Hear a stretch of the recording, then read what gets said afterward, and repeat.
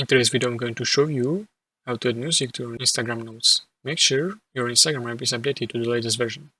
Head over to App Store or Google Play Store and search for Instagram. If an update is available, install it. Tap on three bars in the top right corner to open menu, and then switch account type. Select switch to personal account and follow prompts.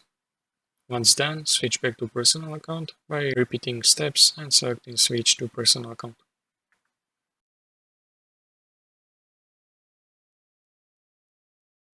After switching account, restart your Instagram app to check if music option appears in notes. Sometimes these steps alone resolve the issue.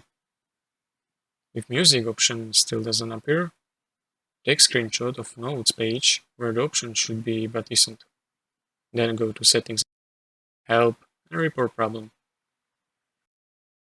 Upload screenshot and explain issue to Instagram support team. Be polite and concise, requesting them to add music option to your notes.